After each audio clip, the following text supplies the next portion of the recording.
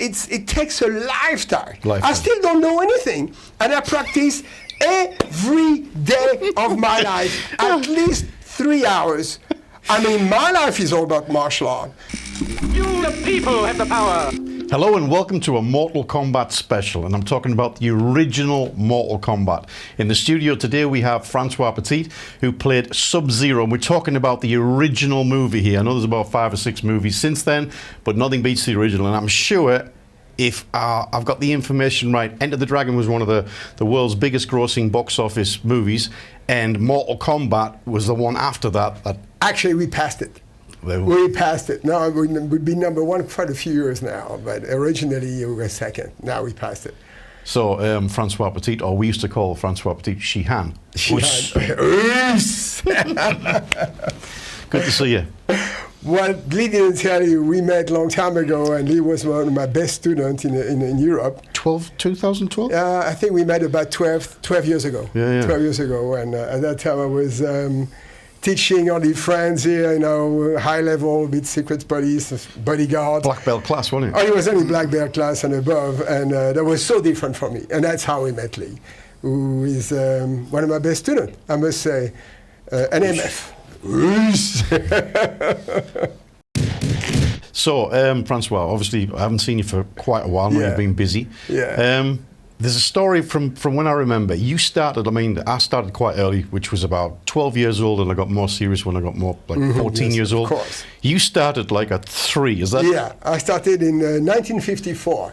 1954, I was 3 years old, and 3.5 years old, which was at that time pretty insane, because basically there's no martial art. And a kid doing martial art doesn't exist. No. So it really doesn't exist. And I was like capitated in this thing through my parents because I'm going to tell you a small story, very small, short. I'll make it short. After World War II, the country of the axe didn't have the right to have a martial art or to have weapons or an army. Japan, of course, was a part of that. The martial art in Japan belongs to the army. It's a part, a division of the army. So all the samurai, all the practitioners never had the right any longer to practice. So just sidebar that, just for people who know, or don't know, I should say, martial art is weapon of war. And there's a lot of conspiracies out there saying like kickboxing, you have black belts and all this. You don't. Kickboxing's a sport. Thai boxing's a sport. Martial arts is like karate, Japanese jiu-jitsu. Yeah. There's a few, Sharin. I mean, it's an art of war. That's why it's called Bushido, which is the art of the warrior, but the warrior belonging to the army. That's why the martial art is a division of the army, the defense, Japanese defense. They don't have to practice. They don't have the right to practice at all, not to have a dojo, nothing. Wow, didn't know that.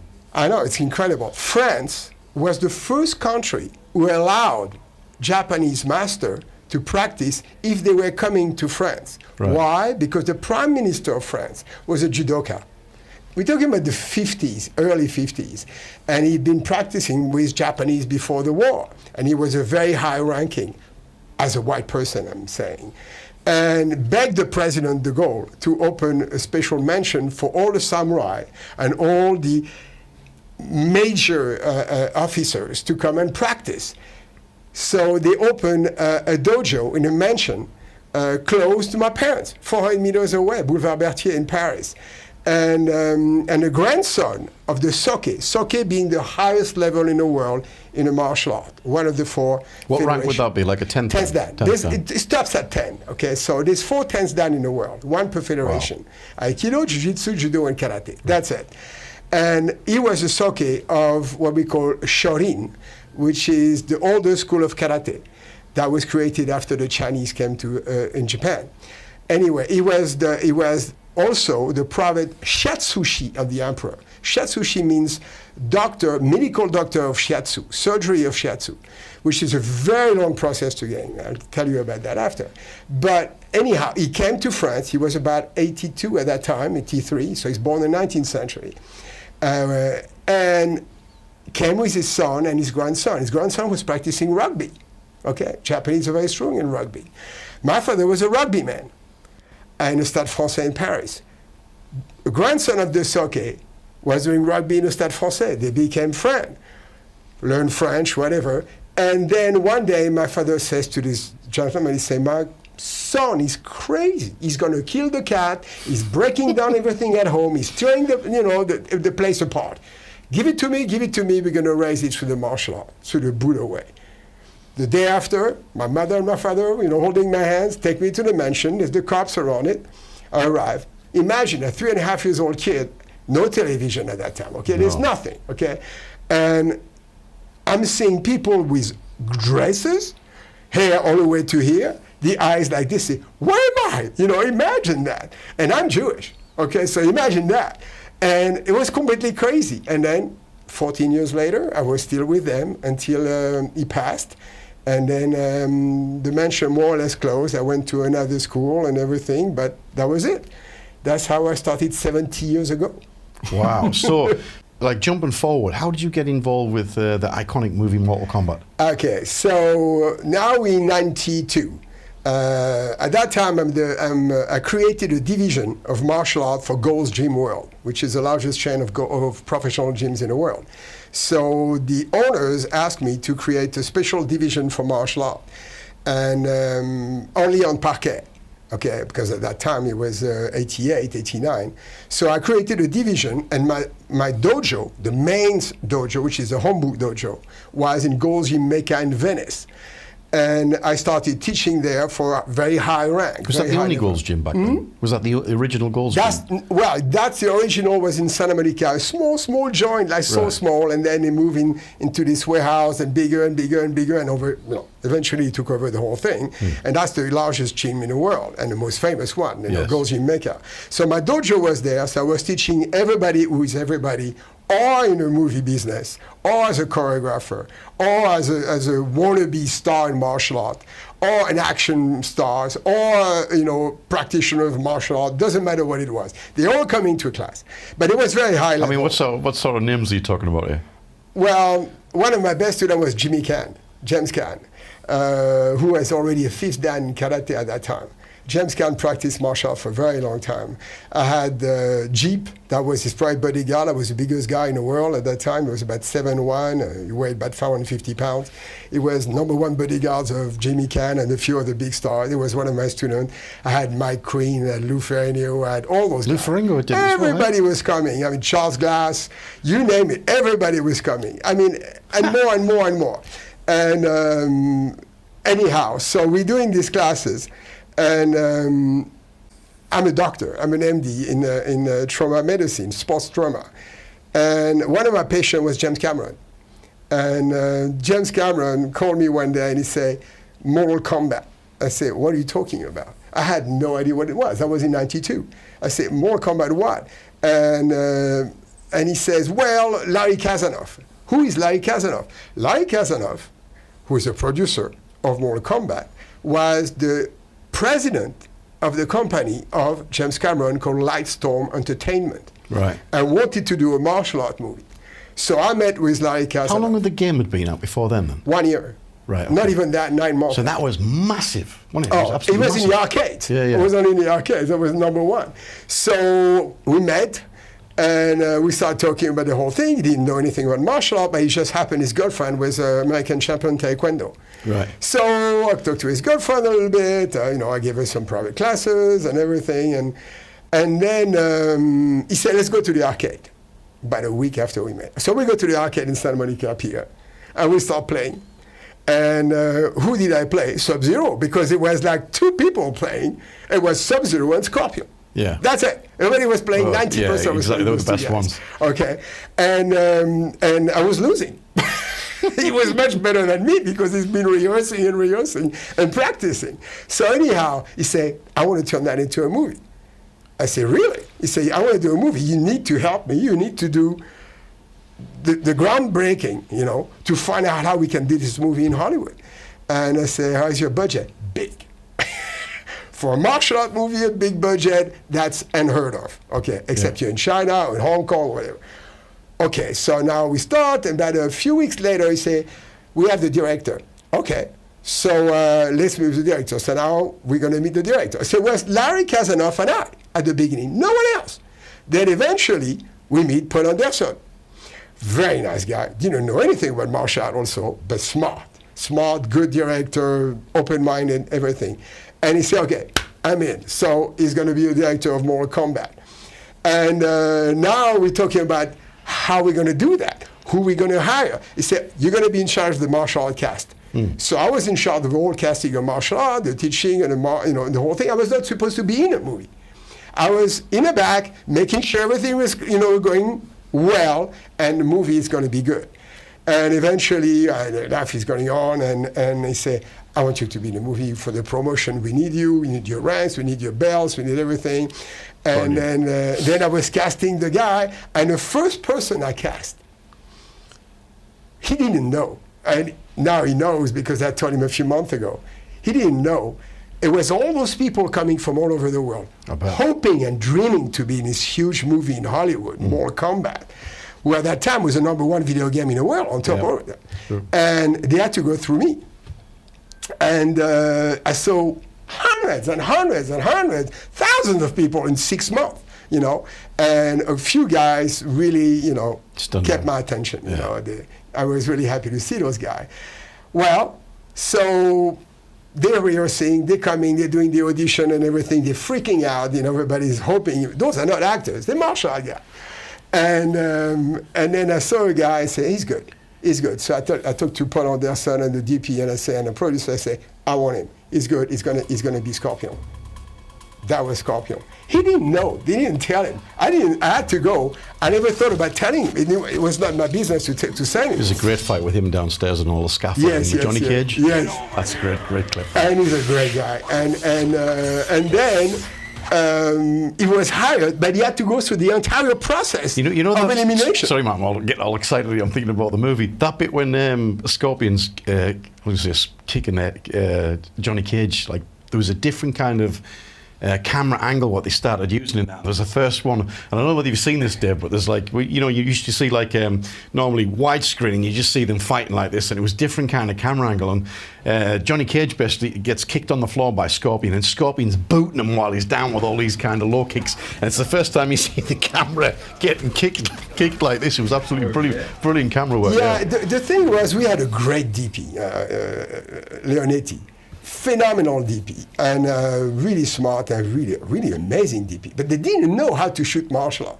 So a few times I tell them, put the camera here, do the angle here. So it changed as much as they were going through the movie. The process of shooting, it was getting better and better and better. And when we stopped the movie for about 5 to 6 months, that's where we redid the shooting, restarting the shooting, and the big fight with Scorpion at the end. With Liu Kang.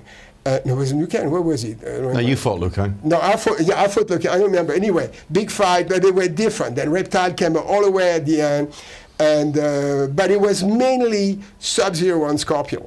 I was the first one to fight in a movie, so we didn't know what to do. I wanted to do a different choreography.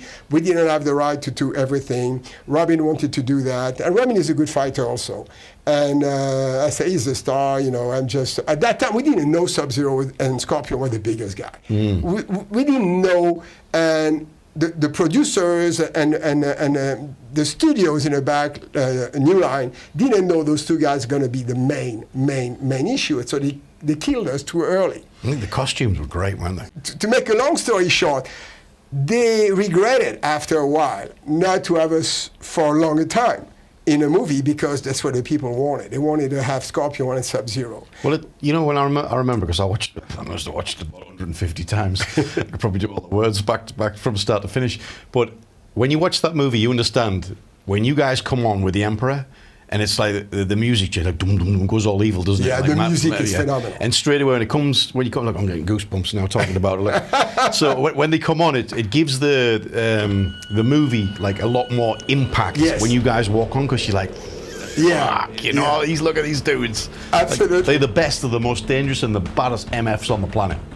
Yeah, that was the first time they had real champions, real martial artists, pure martial artists. None of us were actors. We were, except, Robin Shue did a few movies, a few things, but otherwise, the real Scorpion and I, we were not, and Reptile also, we were martial artists. That's it. Our life was martial art. And so the problem we had is like not to hurt anybody because we're so used to go cut a little bit. So we had some accidents, not too many, spent a couple of days in the hospital. Did you get carried away a little bit? Because you can imagine that, because you get all excited. A couple of stunts went bad, the first time that Christophe Lambert sent me a thing in my chest, like a bolt, and I'm supposed... Christopher Lambert's not trained in martial No, arts, not just nothing, it's a joke. But nice guy. But anyway, Do you remember him, Dave? Christopher Lambert? Christopher Lambert. He was the one who played Highlander. Yeah, Highlander. Of course, yeah. Nice guy, very nice. Martial art was nothing. Now, for me, the biggest star of the movie is Chang Soo. Is Kari Tagawa. Kari was my best friend, and he was one of my 4 or 5 best students in the world. And at that time, he was a 5th dan in karate and a 5th dan in jiu-jitsu, and he's Japanese, and he's a major actor. Well, I trained him for about 8 months prior to the movie to be really in the movie, to be top. And for me, he's the best actor. He blows everybody. He's phenomenal. He looks the part. He looks the part. He's just amazing. Oh, listen, I'm sorry, I'm getting excited here. I want to jump in. Dave, can you put a clip in here, right? This is probably... There's so many parts to this movie that you're going to have favourite parts in, but this is one of my favourites. And this is the bit with Dominic Vandenberg. Oh, yeah, I mean, this guy is an absolute lunatic, and he's just so special. And he has like an Arab headdress on, doesn't he, at the start? You've got to play this clip. I mean, the guy, ripped, absolute legend, and watch what Sub-Zero does to him. You know the story about Dominic. They asked me, who do I want to kill first in the movie? So that's where we are all in this kind of, big place with all the guys sitting in the back. It's like a chamber, isn't it? It's like a chamber, and it's a stage, and we're doing the tsuki and everything. And then, Chang Soon say, okay, for the things, to come. And then I'm going down, and then Dominic. And I choose Dominic. They didn't want Dominic. He's badass, mate. And I said, I want Dominic because he's the best. I went to the casting, I was looking at everybody, and I saw him in the corner doing his Mawashigeri, roundhouse kick. And I say, I want him. And the fight choreographer, stunt coordinator, said, I don't like the guy. And another guy, I don't like the guy. I said, I'm sorry, I'm the one deciding, so go on yourself. And I said, okay. So I took Dominic, and it was a lot of people wanted to do this role, okay? Because he was the only Baraka who could be seen doing something for real.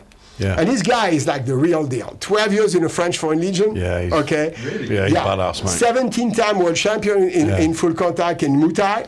And this guy is the real deal. I've got some great clips of him, mate. Yeah, and he's a nice guy, really, really humble, very respectful, and he's young. I was the oldest in the entire movie, much older than everybody else. And but very humble, very well put together. Anyway, and later on, he became one of my 3 assistants. He's the main guy, and we're still in touch, and he's adorable, and now he's much higher, and he's teaching, master ranks and everything. Well, it broke him into the movies. That scene broke him into the movies. Yes, it broke him into the movies. He did a lot of choreographing, exactly, I think, for the Gangs of New York, is it? Gangs of New York, it was Leonardo DiCaprio, did all the... Yeah, Leonardo DiCaprio had actually said he'd never met a man with so much knowledge on so many knives and weapons. Yeah. Oh, absolutely. Yeah. So anyway, that's how it started with Dominic, and I destroyed Dominic. Yeah, he turns him into an ice cube. And he was so happy, and that was it. That's how I started with Dominic Vandenberg. It was quite a few real martial art, highest level. And then the movie went on, and it went on to be one of the best things that ever happened in the martial arts world. And I'm so happy I did Mortal Kombat Sub-Zero and Scorpion and all those guys. And it's great. And now I'm going to Comic-Cons. And that's phenomenal. I love the fans. I'm so humbled. I cry all the time. The fans, because, I was already 42 years old, 44 years old when I tried the movie. I was already, I'm 73. Wow. So I was already... How many guys, 73, talk like this and move like this? Look like that, yeah. So I was already, 43, 44. And just a sidebar, though. This guy could just jump in now and pick the light bulbs, clean up the ceiling. I practice all the time, 3-4 hours a day, 7 days a week, all the time. Still doing the splits with the crunches? Oh, I can do a front split right now, even cold. But the thing is, and you know, because you practice all the time, you're a master yourself, so you know what it takes is dedication, discipline, and humbleness. Yes, humbleness. And that's it. You know, that's it. That's gone out the window with a lot of people. Oh yeah, my God! And you know, Egos. Yeah, you know, the good thing is, at my age, no one dares to say anything. No. Okay, no one say anything. They behave really nicely. If they don't want to feel like it, they don't want to do it. Until they feel the steel. But they're all very, very nice with me. And if people are nice with me, I'm nice with them. They're not nice with me, I'm not very nice. I'm only going to hit you as hard as you hit me. So now, you know, with the Comic Cons, which is brand new to me, I was approached to that exactly 2 years ago, and in England, actually. That's where I'm going tomorrow. And the fans, it doesn't matter where, in Europe or in America being the biggest thing in the world, of course, they are the nicest people. And as I was saying before, kids were coming to Mortal Kombat, they were 14, 15. Mm-hmm. So now, 30 years later, they're 45. They have kids of their own. Of course. You know, who are 15 or to 20. So I have people who are my age who came to see Mortal Kombat. Now I'm my age now who have grandkids. Yeah. You know, so I have a whole panoply of people coming from 10 years old to 75 years old. Generations. A generation. It's a generational movie. And it's an iconic movie. And the thing is with it as well, I think they made, is it 3 or 4 after that? They made one after Annihilation. I never saw it. Crap. Yeah. I mean, it's very difficult when you got a masterpiece. It's very difficult to make the second one and the third one and the fourth. Everybody knows it. All the fans know it. Then it was a third one. It was 3 made. The third one was 3 years ago, 3.5 years ago. I must say I never saw it. I saw it. Yeah, I don't feel like seeing it. Eventually, I will have to see it. But it's the one with the guy from Last Samurai in it. Yes, yeah. He plays very famous Japanese actor, phenomenal actor. Really, I love the guy. Really, really good. But the thing is, everybody that I meet at the shows, every single person I talk to, no one liked it because it doesn't make any sense. Because there's so much green screen, so much fake, so much CGI, so much computer animation, basically. It's not the real deal. No. We were the real deal. Yeah, you can see that. There was no CGI. It was no green screen. Because you know what he's saying here? This is quite interesting, right? Because when you watch the original and you see all the rest of the cast, which are more like actors, you see the original martial arts guys, because what they do with their hands and legs, you can just see these are not actors. It's brutal. It's perfect. It's like the speed of it that you can see when they, you know, it's like Van Damme said something a long time ago. He said, you know, with going on from Van Damme's movie, he said, we'd do a scene, and you'd have to like fight 10 guys, but the scene would be like, start, and it wouldn't be cut. It would just be like a whole scene where, and you'd have to do this over and over again. You'd be knackered by the end of the day. And then when you saw Taken with Liam Nielsen, I thought, fucking hell, he's done that really, really well. That he was doing Carly and something else, wasn't he? And I thought, I didn't realise he was a proper practitioner. Then I saw the actual outtakes, and I was like, no, wait. It was like, Then cut, and then they move it on a different angle. It's the editing. And then they stick it together, and it makes them look really, really, really quick. It is so true. It's true for 99% of the movie. Yeah. It's pure editing. Yeah. And it's okay. I mean, it's not their job, you know. They try to make action movie. Now, like what I had an interview a year ago about who do you think are the best martial art fighters in Hollywood, you know, for the movies. And I told them there's quite a few one, and the few one is very simple. It's just always the same. You have Dominique, you have Jason Statham, you have Michael J. White, I like him. You have Scott Adkins. You have quite a few guys who are really, really good. Why? Because they real practice. Yeah. They're practitioner with discipline. Well, Scott Adkins was the original stuntman for Wolverine. Yeah, he was. But I mean, the guy's phenomenal. Taekwondo, isn't he? Yeah. Is he taekwondo? A combination. He did a couple of different gymnastics and taekwondo. Yeah, gymnastics. But he's very good. He's very good. Michael J. White too, and he's a big guy. To be good like this, when you're a big guy like him, 220 pounds or something. Yeah, he's a big guy and big muscle. So it's like I take my hat to him because it must be very hard, you know. Yeah. To be usually martial arts are a bit like me, you know. We weigh 140 pounds, you know. So, but Jason Statham is really good. But he was a boxer before. He did martial art. He was a stuntman. He was. What did he do? Kung Fu? Because he looks Kung Fu. What he does? No, he did a combination of karate, boxing, and then some jiu-jitsu and different things. But he's really good. I mean, there's quite a few guys who are really, really, really good. You can count them on a hand. Believe me, you really can count them. And then in Japan it's a bit different. My wife is Japanese. Her name is Dragon. And, how is she? She says hi to you, by the way, big kiss. And when I'm in Japan, you know, I go to different kind of dojos. And the problem in Japan, they cater for themselves. They don't really understand how to make themselves available for the world on a movie business, which is very different from Korea, for example. We're very, very, very talented for that. And so now they're trying to go global on a martial art, but they still don't understand where to cut, where to stop. So they're good at mangas, but they're not really good in the pure movie. Right. Except, did you see Kenshin Yurokoshin? No. Oh my God. Oh my God. Oh my God. He did 3 movies. Kenshin. It is out of this world. Really? Out of this world. As the Aido. Yeah. Katana, pure. It's insane. You have to do that. Kenshin, Rokoshin. It's unbelievable. Really? It's on Netflix. They have 3. Oh, okay. Oh, it's just, it blows me away. I saw it about 10 times. 3 movies of 2 hours. Right. Oh, is that the new Shogun, no? No, that's not Shogun. It's movies. They're movies. They're movies. Oh, Those no, are movies. No, that one. That's the one to watch. Me neither. Yeah. Kenshin. It's phenomenal. On Netflix, you can see that. And then, you know, I live in Indonesia for quite a long time. Indonesia for a long time. And in Indonesia, it's pretty good martial art. Pancras silat is pretty good if it's well done, because a lot of them is crap. But I met this guy a long time ago as a kid. And when I was in Jakarta, I went to Jakarta to teach a special force for a while. Not too long, 48 hours, 3 days. And I met this kid.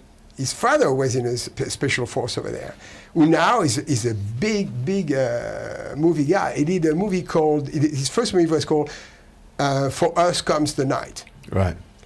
It's the story of this guy who is going down the building. You know, they spent $30,000 and made $25 million. Wow. But they all went to the hospital. It's pretty. You never saw it? No. For Us Comes the Night. Is that a new one? Or old one? No. It's been on Netflix for quite a few years, and it's the story about this guy who's on the top of the building and he has to go down, and everybody wants to kill him. Oh, wow. And it's crazy. It is absolutely insane. Insane. So I'm just thinking back there. So we had I can't remember what year it was. A New Year's party. It was a Christmas party. I can't remember. Oh yeah, with my partner.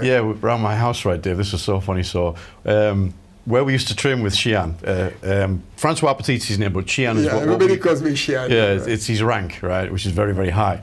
So we got the boys round. We used to have this place, and when we trained in some rough places. It was a dojo. Yeah, it was a mechanic's garage underneath, so you had that oily smell coming through the floor, and then upstairs where we used to go, and it was all like it was nobody below a black belt was allowed in. It has to be black belt and above.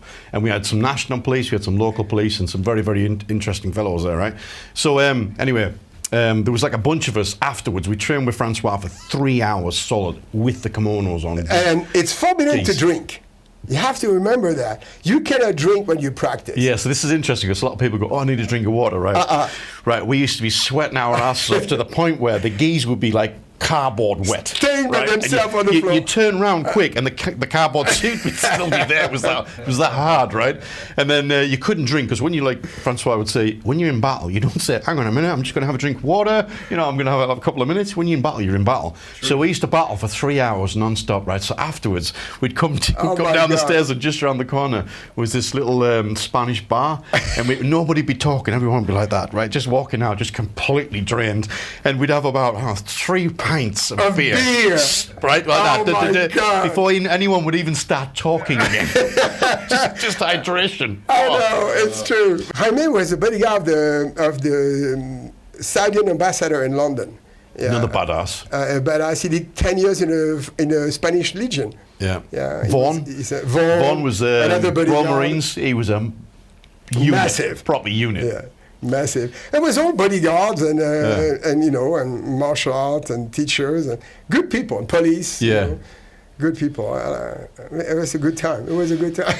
So getting where we are now, we crossed paths again a couple of weeks ago, and it seems to be that the original, I won't say original cast, but there's only two really, Sub-Zero and Scorpion, right? So it's basically ignited again, where you've been asked to travel the States. And It's a small story, and it's funny. About 2 years ago, I live in close to Estepona, so no one has my number. Absolutely just no down one. from me. Yeah, down from you, exactly. And no one Sub-Zero has my before. number. And then out of the blue, on my Spanish telephone, there's a WhatsApp of a guy saying, "Hi, I'm an agent for in Hollywood. I mean, not Hollywood. I'm an agent for Mortal Kombat, and I would like to talk to you. Are you open to that?" I have no idea how this guy got my phone number. I really haven't said, okay, anyway, I talked to Dragon. We're going back decades when you made that movie, so this is like... Yeah, that we're talking about, like, that was in 94 we made the movie, so Right. it's going to be 30 years. Yeah. So I said, at that time it was 28 years, because it was 2 years ago. So I say, okay, send back a WhatsApp, call me. Within 2-3 minutes, phone call. Hi, my name is Zach Beck, and he's a great guy. Zach Beck, I'm an agent for Mortal Kombat, and it takes me months to find you. I still don't know how he found me for real. Maybe through the WWF, when I was a doctor for them, or the Gold's Gym when I was the head of martial art. I have no idea. I don't know. Because I've been gone for 22 years from the States. I go back and forth, but, almost never. And so no one has my number. And then since then he said, okay, you're going to have a podcast with a Mortal Kombat podcast. Okay, I never did a podcast in my life. So now I'm doing a podcast. Thanks that my wife was there to help me because I didn't know how to do the computer for that. Do the podcast with these people very knowledgeable on Mortal Kombat. I mean, much more than me. And then the agent called me, oh, you did very, very, very well. Okay, so I want to sign you. Okay, so I signed. He's an exclusive agent, and he's a young guy. He's 35 or 36, and smart. And then he said, okay, your first one is in Telford, in England, which is close to Birmingham, about 50 minutes from Birmingham. And so that was my first show as a Comic-Con. Telford Takeover. Right. That was on the 4th of December 2022. That was my first show, and I could not believe it. Not bad. First of all, I never heard about Comic-Con in my life before. I had no idea what it was. You know that one, Dave? What is it? A Comic-Con. It's a comic, because they do Star Wars, they do Lord of the Rings, the Game of Thrones, Star Trek, Mortal Kombat, I'm sorry, all the things. And the people who are crazy, fans who are crazy about all those movies.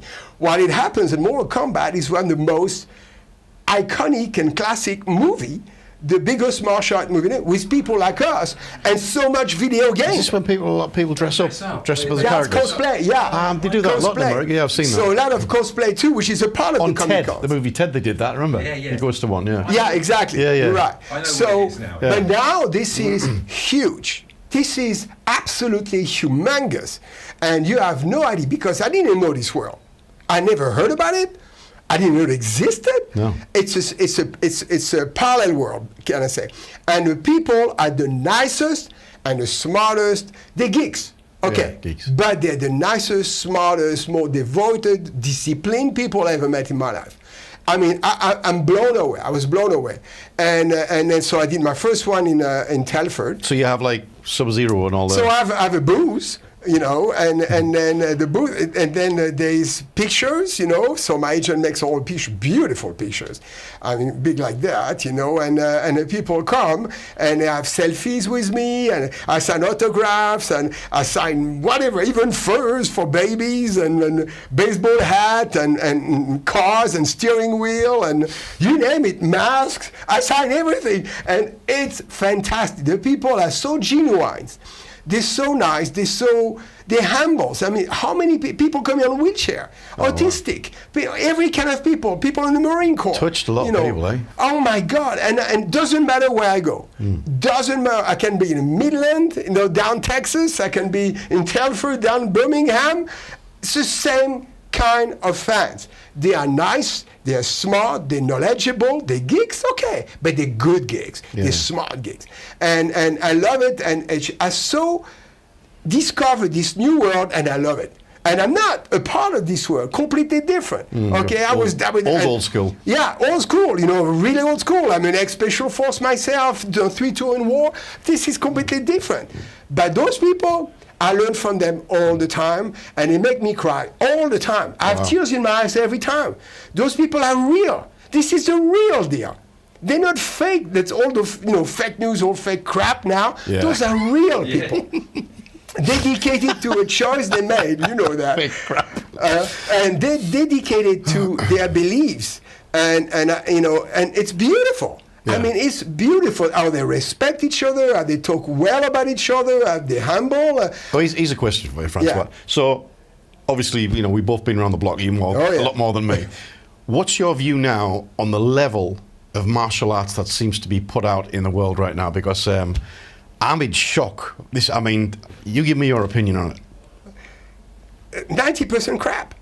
It's just ridiculous. How can you be a martial artist and being promoted every 5 years, a second or third dan, you know, and you haven't done anything? It takes a lifetime. I still don't know anything, and I practice every day of my life, at least 3 hours. I mean, my life is all about martial art. And I'm an MD. I know the skeleton. I know how it takes to damage someone. I was special forces. You know, I went 3 tours, and I still don't know anything. So, and I've been for 70 years almost. Yeah. Okay. So it's really watered down. That's what I see it now. Yeah. It's like, a joke. I mean, you still have good people. Yeah. Don't get me wrong. You have good people. It's a money thing now. Yes. You still have good people. You still have people who have talented. Mm-hmm. And they work on their talent. They try to build a lot of discipline on top of their talent, a lot of technique, because technique is everything. Okay, you can go around. It's impossible. It's impossible. I do 6,000 kicks a day. You know, come on, it's not 20. It's a joke. I mean, I do concrete block the whole, 2,000 times a day, 5 times a week. How's your knuckles? Oh, knuckles. This one. Let's have a look. Wow. Yeah, usually you don't use this one, but my techniques are a bit different. So because I'm broken everywhere, so yeah, it was very, very interesting when I said. Usually it's a camphor, you know, it's not this one, but this is more complicated. Oh, mate, this has been absolutely fantastic. Listen, what we want to do, Francois, if it's all right with you, we would like to, because I know you're going to be traveling now, but we would like to basically do a weekly kind of Zoom call with you. Why not? Absolutely. And catch up what you're doing around the world, because I think it'll be really interesting for your fans as well. Yeah. But for people who follow us, it's different and it's nice, you know. And everybody knows my love for martial arts. And obviously the health and fitness side of it. So absolutely. It was an honor to see you again. Oh, you're kidding? Come on, it's my pleasure. Good to see you. It's good to see you. Thank you very much. Peace. Are you fit or are you fighting fit? There's a big difference. Fighting fit is a new, easy-to-follow concept. It's a way to achieve all the benefits of being fit and healthy, but a lot of fun. Gain self-confidence, flexibility, stamina, lose fat, manage stress levels like a pro, and be able to handle any situation that you might end up in. And let's face it, after these last few years, we all need to be on top of our game. So why me? I've trained thousands of people in health, fitness and martial arts over my 30-year career. People like Dolph Lundgren, the Saudi royal family, and the contestants on the original UK Gladiator series. plus thousands of people like you who want to improve their own abilities. I also developed the TIFIT system for Fitness First PLC, a program that ended up training 35,000 people a week worldwide. My Fighting Fit program is a blend of all the above experience, delivered online to you in the form of value courses that completely complement each other, and are now also available in my brand new Fighting Fit Members Club. Everything rolled together in one package, including unlimited access, community chat, advice, our own free mobile app, and brand new content and tips, uploaded monthly. Normal? Who wants to be normal? Left arm straight out. Click on the link near this video and get fighting fit with me.